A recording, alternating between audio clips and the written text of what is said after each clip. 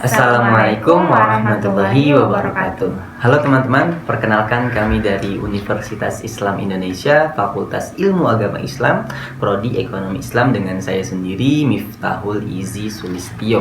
Teman-teman bisa memanggil saya dengan sebutan Izi dan rekan saya Nuriski Wahyudiani, dan teman-teman bisa manggil saya Riris.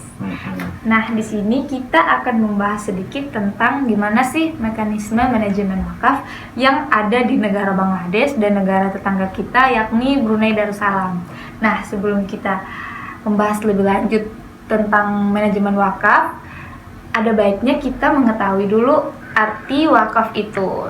Gimana tuh, Ji? Nah, kalau dikutip dari buku Fikih Wakaf yang dikarang oleh Bapak Nurwan Dermawan, pengertian wakaf itu menurut bahasa yaitu al-habs, yaitu menahan, dan at-tasbil yang artinya menyalurkan.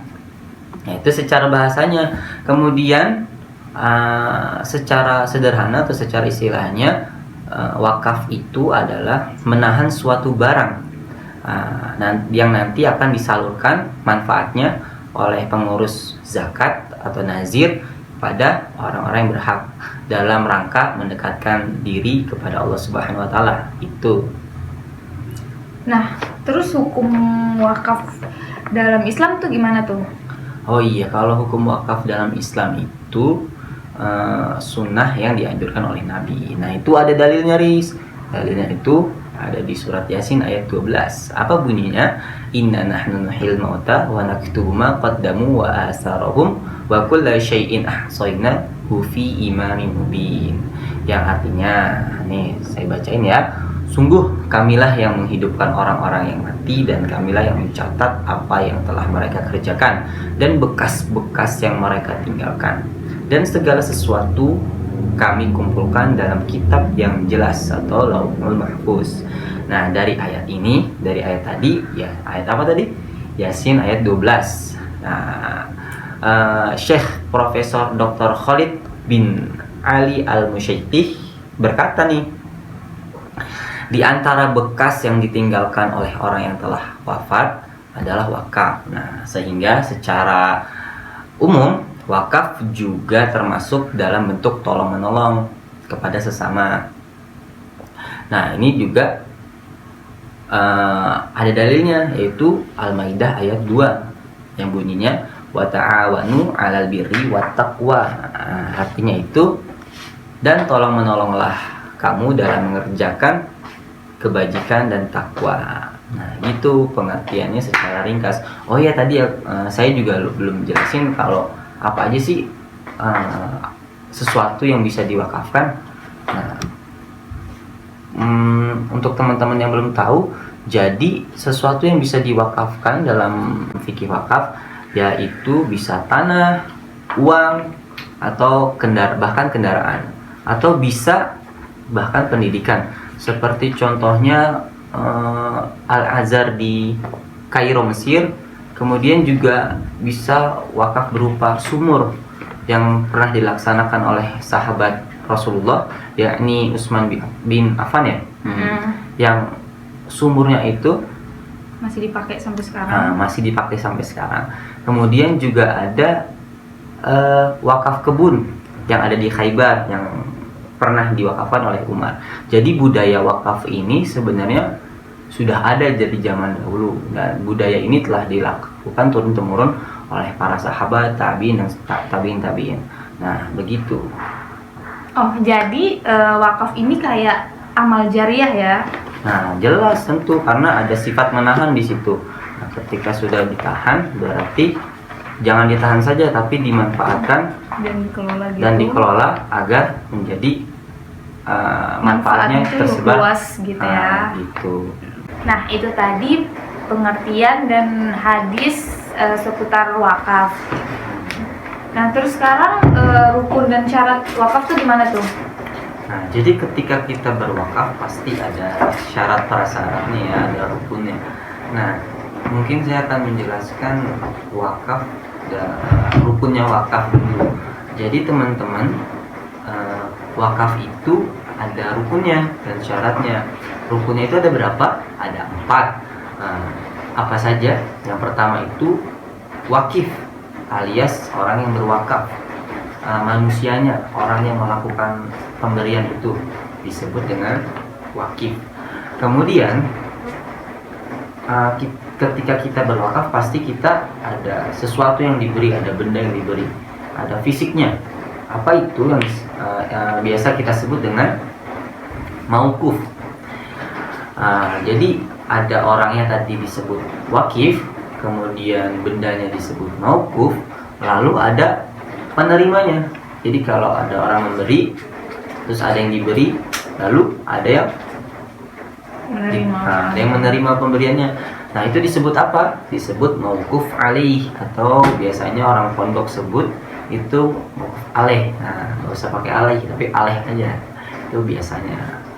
Nah, kemudian setelah 3 rukun itu ada rukun yang terakhir, yaitu ada akadnya, alias nazarnya, ucapannya, atau biasa kita sebut dengan ikrar, atau bisa disebut dengan sighahnya.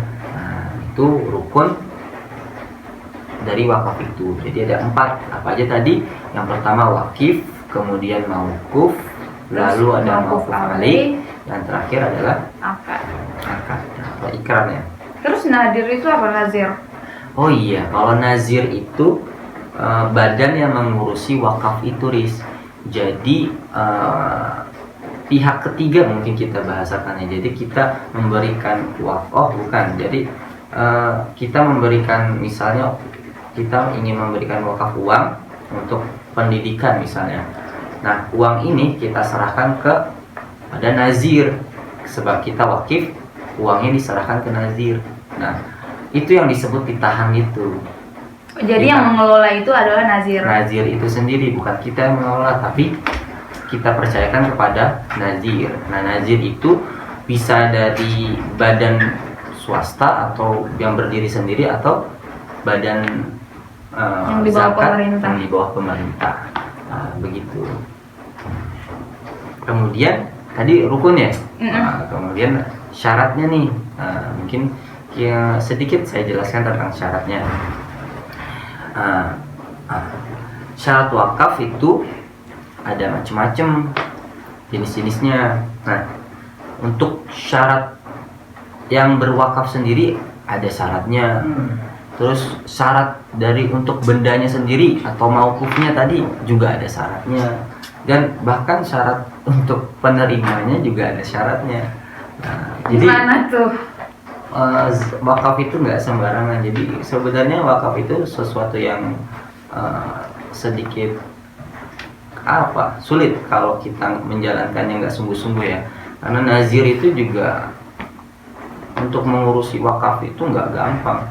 Bahkan kalau zaman dulu tuh itu sulit sekali. Apalagi belum ada teknologi secanggih sekarang kan ya. Mengurusi data itu salah masuk dikit, ulang lagi. Salah masuk dikit, coret, hapus, ulang lagi. Gitulah. Oh ya tadi, maaf tadi lanjut lagi ke syarat ya. Nah, yang pertama syarat untuk wakif itu sendiri. Wakif apa tadi, Riz? Orang yang berwakaf. Nah, wakif itu orang yang berwakaf. Syaratnya apa? Yaitu memiliki secara penuh harta tersebut. Jadi hartanya ini nggak boleh dimiliki sama orang lain. Jadi hartanya itu harus milik dia sendiri, nggak boleh kita curi atau nggak boleh kita pinjam dari orang lain, itu nggak boleh. Yang kemudian ya tadi yang pertama itu hartanya harus punya sendiri ya. Kemudian yang kedua itu berakal. Jadi kita kalau orang yang punya penyakit mental ya mental illness atau yang sekarang isu-isu mentalnya itu ya harus ke psikolog dulu lah mungkin ya. Iya. Ya, kalau stres dikit mah nggak masalah lah. Yang dimaksud di sini berakal itu sadar, tidak gila. Kemudian yang ketiga, yang pertama apa tadi? Yang pertama hartanya harus milik sendiri, yang kedua harus berakal, yang ketiga harus balik. Nah, kenapa harus balik? Karena orang-orang yang balik pasti yang punya harta, ya kan? Gampangnya gitu. Nggak mungkin orang anak kecil punya harta sendiri. Ya mungkin aja, tapi kasus kayak gitu pasti jarang. Yang selanjutnya yang terakhir nih, mampu bertindak secara hukum. Nah, kemudian syarat untuk bendanya. Tadi kan syarat untuk wakifnya, sekarang syarat untuk bendanya atau mauqufnya.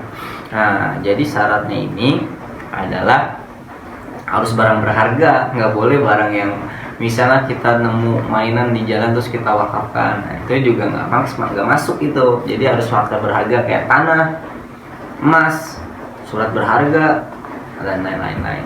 Nah, yang pertama tadi barang berharga, kemudian barang yang diketahui jumlahnya. Jadi jumlahnya itu harus kita ketahui, misalnya tanah itu berapa meter, berapa hektar, kita harus mengetahui pastinya.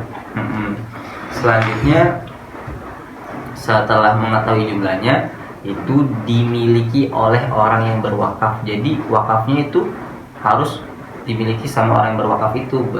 Seperti yang tadi, wakafnya itu harus hartanya sendiri. Kemudian benda yang berdiri sendiri atau tidak melekat pada harta lain. Nah, selanjutnya syarat yang menerimanya nih teman-teman. Nah, syarat menerimanya juga ada syaratnya nih, Riz. Apa tuh? Jadi syarat yang menerima harta ini atau harta wakaf ini yaitu muslim, merdeka, dan kafir zimmi. Ini untuk yang tertentu. Dan untuk yang tidak tertentu adalah orang yang menerima harus menjadikan wakaf untuk kebaikan yang dengannya dapat mendekatkan diri kepada Allah. Nah, wakaf hanya ditujukan untuk kepentingan Islam saja, begitu. Nah, yang syarat wakaf terakhir ini berkaitan dengan isi ucapan atau ikrarnya tadi, akadnya tadi. Yang pertama, ucapannya harus menunjukkan kekal atau takdid. Tidak sah bila ucapan dengan batas tertentu. Nah, kedua, ucapan harus dapat direalisasikan. Nah, yang kedua, ucapan harus dapat direalisasikan. Jadi nggak boleh omdo doang, nggak boleh misalnya saya sama Riris mau wakaf terus cuma nanti gue pengen wakaf tanah yang di sebelah nih gitu. Jadi Tunggu aja nanti pas ketika udah punya uang malah lupa gitu, nggak boleh. Lalu ucapan bersifat pasti, dan keempat, tidak diikuti syarat yang bisa membatalkan. Jadi syarat-syarat yang membatalkan itu nggak boleh diikuti dalam ikrarnya itu, dalam ucapannya. Nah, bila semua itu telah terpenuhi, maka wakaf telah sah. Nah, itu udah bisa kita, kalau wakaf itu bermanfaat, pahalanya bisa ngalir ke kita meskipun kita sudah meninggal. Begitu. Orang yang melakukan wakaf juga tidak dapat lagi menarik harta kembali. Jadi misalnya nih, kita udah sah, udah akadnya sudah terpenuhi, sudah deal lah bahasanya, itu nggak boleh kita, itu wakaf punya nenek moyang gue misalnya, atau punya gue kemarin tuh dulu. Misalnya kebetulan beberapa tahun kemudian kita butuh uang gitu, terus kita ingat pernah wakaf di mana gitu, terus wakafnya pengen kita tarik lagi. Nah, itu nggak boleh, karena ada akadnya tadi, ada perjanjian yang nggak boleh. Nah, itulah kira-kira seputar akad dan syarat kita bagaimana berwakaf gitu. Tadi kan saya udah jelasin panjang lebar tentang wakaf ya, pengertian wakaf dan lain sebagainya ya. Sebagai pengantar mungkin lah ya kalau kita di bangku kuliah, pengantar wakaf gitu. Nah, tadi kan kembali ke topik sebelumnya yang kita bicarakan di awal, mekanisme zakat di negara Bangladesh dan Brunei. Sebelum kita ngobrol lebih jauh nyasar kemana-mana, alangkah baiknya kita kembali ke topik awal kita. Ya, mekanisme zakat di negara Bangladesh dan Brunei. Coba dong, minta tolong Riris ceritain ke teman-teman, apa sih, gimana sih mekanisme zakat di negara Bangladesh sana itu?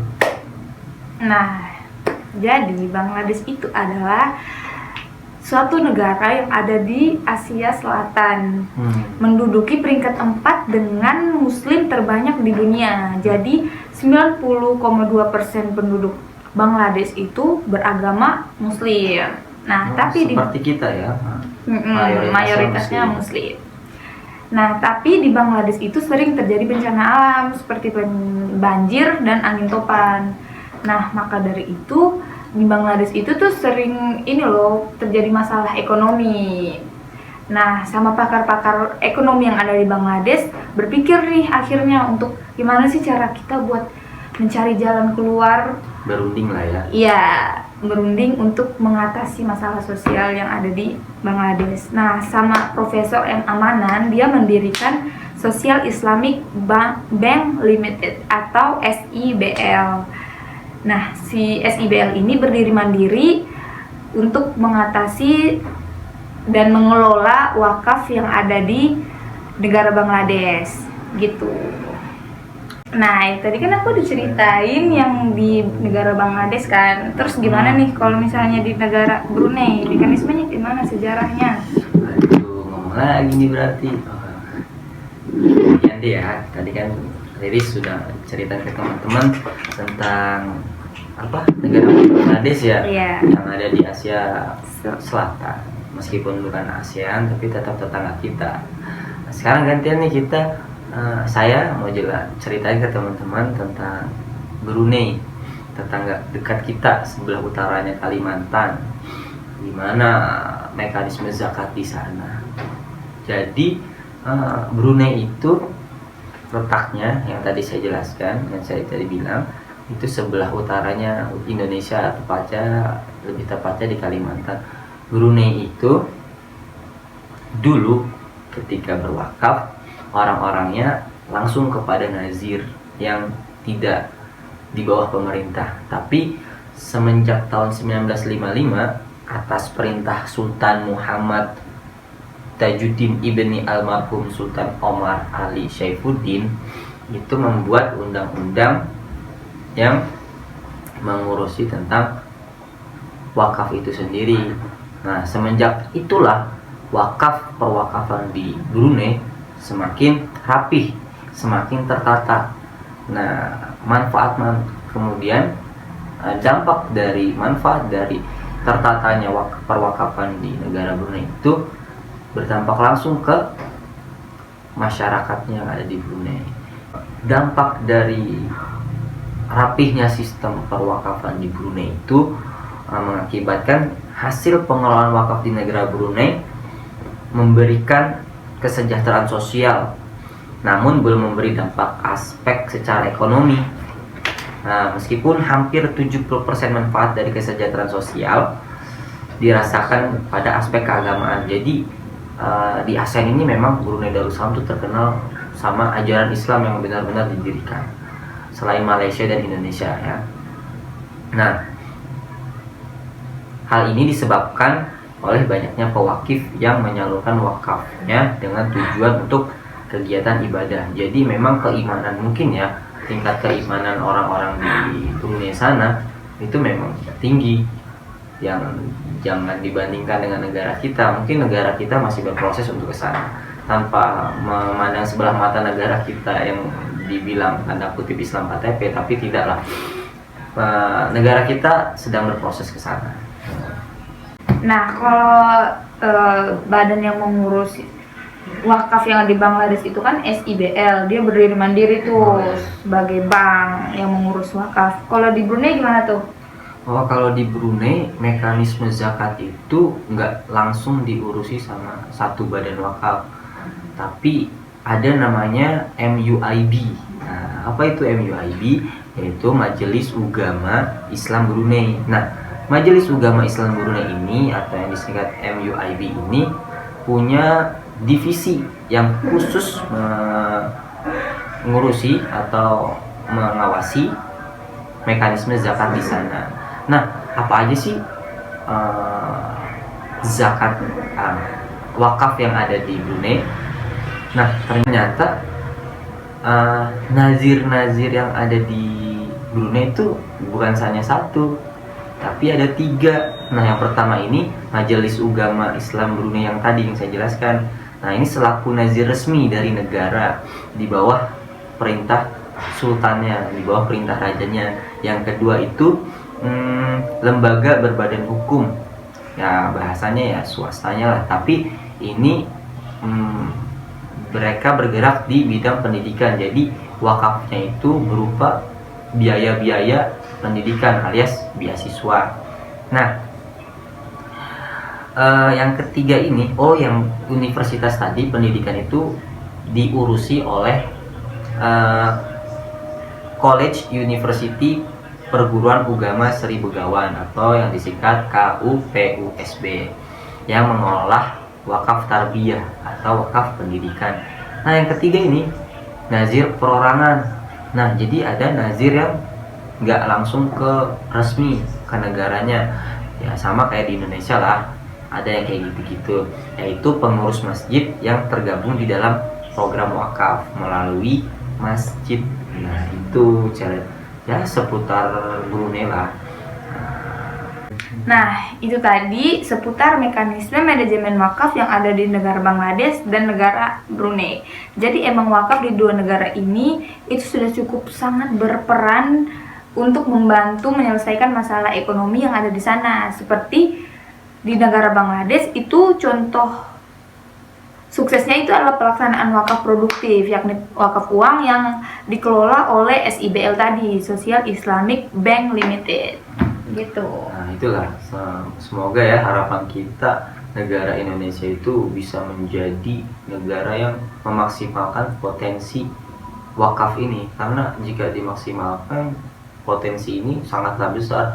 Indonesia bisa maju mungkin ya, maju pesat mungkin jika kan contohnya kayak tadi Brunei, 70% kesejahteraannya itu meskipun dari bidang agama ya, tapi itu sudah bisa membuat Brunei menjadi negara yang kaya di wilayah ASEAN sendiri kan. Nah, semoga harapan kita segera tercapai, apa-apa yang kita inginkan untuk kemajuan kebaikan negara kita itu segera terlaksana.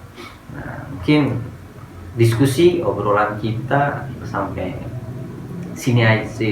di sini saja dulu ya, mungkin ya kita akhiri perbincangan kita, mungkin kita sambung di lain kesempatan. Ada alangkah baiknya kita mengucap alhamdulillahirobbilalamin atas segala nikmat yang Allah berikan kepada kita. Kurang lebihnya mohon maaf dari kita. Jika ada salah-salah kata mohon dimaafkan. Wabillahi taufiq wal hidayah.